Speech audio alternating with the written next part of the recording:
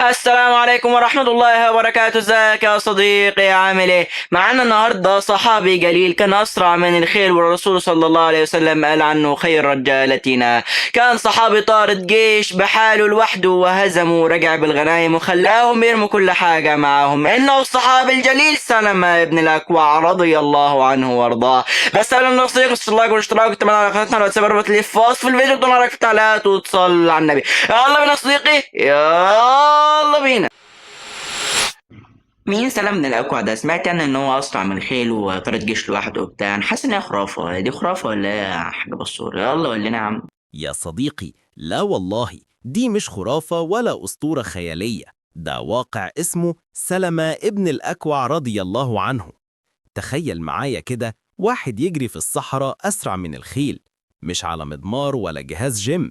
لا يا صديقي، على أرض رملية شمسها تحرق والهوا فيها يلسع. الصحابة كانوا بيبصوا عليه كأنه البرق البشري بتاع زمانهم.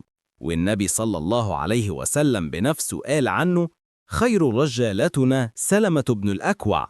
يعني ببساطة يا صديقي، لو كان عايش في عصرنا كان زمانك بتشوفه في الأولمبياد والمعلق بيصرخ بأعلى صوته: الرقم القياسي يتحطم من تاني. ضحكت ولا لا؟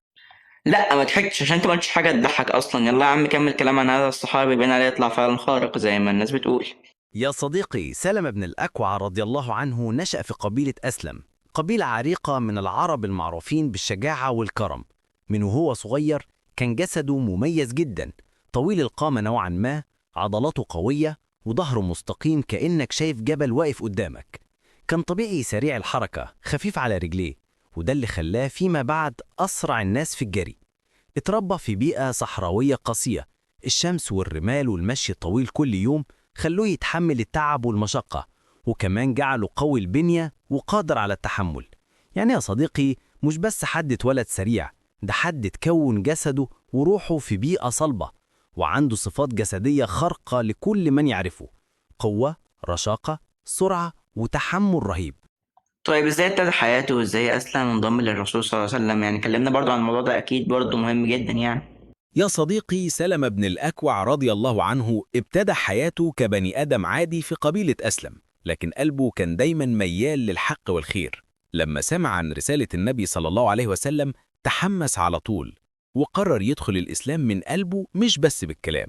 وبكده كان من أوائل اللي أسلموا من قبيلته. بداياته كانت بسيطة جدا، بيتعلم الصحبة الطيبة ويتدرب على الالتزام بالقيم الجديدة ويشارك في الأعمال الصالحة جنب النبي صلى الله عليه وسلم. الفترة دي كانت نقطة التحول في حياته، من شاب عادي لواحد عنده عزيمة وقوة داخلية، وأساس صلب يبني عليه شجاعته ومهارته اللي لاحقا خلت الناس تناديه بطل المشاة يا صديقي. طيب ما تحكي لنا حاجة كده عن بطولاته وعشنا الجو معاك يا حاج بصور. يا صديقي، اسمع الحكاية دي وكأنك عايشها لحظة بلحظة. في يوم من الأيام هجم ناس من قبيلة غطفان على المدينة وسرقوا إبل النبي صلى الله عليه وسلم، وافتكروا إنهم هيفلتوا بالغنيمة.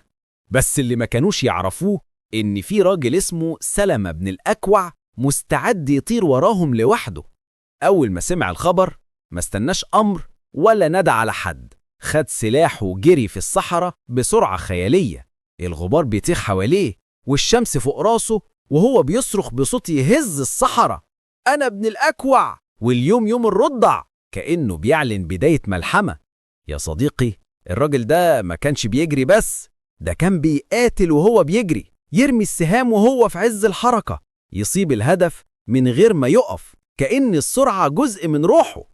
بتزعق ليه يا عم؟ خلاص يا عم صدقك والله. يلا كمل يا عم، ايه اللي حصل بعد كده؟ عمل معاهم ايه؟ شكله نفخهم. يا صديقي، استمر سلمة بن الأكوع رضي الله عنه في الجري وراهم، وكأن الأرض نفسها بتساعده تمشي تحت رجليه. تخيل المنظر: الشمس فوق رأسه نار، والرمال بتلسع، ومع ذلك خطواته سريعة وثابتة. صوته يجلجل في الصحراء: أنا ابن الأكوع، واليوم يوم الرضع. وكأن كل صدى صوته بيرعب القلوب اللي قدامه. اللصوص كانوا على خيل وهو ماشي على رجليه، ومع ذلك المسافة بتقصر، والسيوف اللي في ايديهم بقت ترجف من الخوف. كل سهم كان يطلقه يصيب بدقة كأنه عين الصقر. ولما تخلص السهام موقفش، يرجع ياخد اللي وقع منهم ويرمي تاني. شجاعة وإصرار يخلوك تقول ده مش مجرد مقاتل، ده إعصار بشري. وكل خطوة كان بياخدها كانت رسالة للعالم: الحق لا يترك حتى لو كنت لوحدك. ولما تعب اللصوص وبدأت خيولهم تنهك من السرعة والخوف، رموا الغنايم والإبل علشان يخففوا الحمل. لكن سلمة موقفش، كمل وراهم، مش عشان غنيمة لكن علشان ما يسيبش واحد منهم يفلت. ظل يطاردهم لمسافة طويلة جدا حتى خافوا لدرجة إنهم رموا كل اللي معاهم وهربوا، لا يصدقوا إنه إنسان بيجري وراهم بالسرعة دي. ولما أخيرا رجع بالإبل اللي سرقوها، رجع ماشي بهدوء مطمئن، عارف إنه عمل إلا عليه. والنبي صلى الله عليه وسلم وقتها كان لسه في الطريق، فلما شافه ابتسم وقال له الكلمة اللي خلدها التاريخ: ملكت يا ابن الأكوع. خير رجالتنا سلمة. يعني يا صديقي مش بس انتصرت، ده النبي بنفسه شاهد إنك كنت الملك في ميدانك، وإن يومك ده كان يوم البطولة الحقيقية. ده حرفيا حط عليهم وطلع فعلا اسرع من الخيل زي ما سمعنا يعني. طب ايه اللي حصل بعد كده وازاي مات رحمه الله؟ يا صديقي، بعد كل البطولات والملاحقات الخارقة اللي عملها سلمة بن الأكوع رضي الله عنه، حياته فضلت مثال حي للشجاعة والإيمان. استمر يشارك مع النبي صلى الله عليه وسلم في الغزوات، ويكون قدوة لكل الصحابة في الالتزام والشجاعة، وكان معروف بين الجميع بذكائه وحرصه على الحق والعدل، مش بس بسرعة رجليه ولا دقة سهامه. عاش حياته كلها مخلصاً لله، يساعد الناس ويقوي المسلمين في كل موقف. وبعد ما أكمل حياته المباركة، توفي رضي الله عنه وترك إرث كبير في قلوب المسلمين: شجاعة لا تتكرر، وفعل الخير بلا انتظار جزاء، وسيرة تروى للأجيال. يا صديقي، سلمة بن الأكوع مش بس كان بطل في ساحة القتال، ده كان بطل في الحياة كلها، واسمه حي في كتب التاريخ والقلوب على حد سواء. الف الف الف شكر يا حاج بسطور. يعني انت كده عندك ادب وازح. طيب مش عايز تقول حاجه للرجاله يعني قبل ما تمشي؟ عيب عليك. طيب يا عم سلم حتى يا عم. إيه رأيكم في البطل اللي شفناه النهاردة؟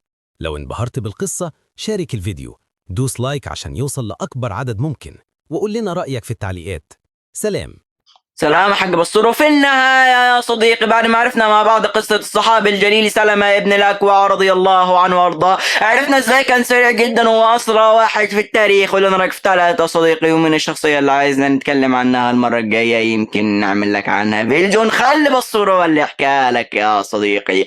وبس كده يا صديقي، تشترك لايك والاشتراك، تبعنا على قناتنا الواتساب، وتنشر الحلقة بالناس عشان يعم الفضل والخير، فالدال على الخير كفاعله. أسأل الله أن عنكم الهموم وشرح لنا ولكم الصدور وصدقاتنا وأوقاتكم، فإنه هو الحي القيوم، وعلم أن فيه يحبكم، فإنه علام الغيوب. إن كان من توفيق فمن الله، وإن كان من خطأ فمني ومن الشيطان. والسلام عليكم ورحمة الله وبركاته.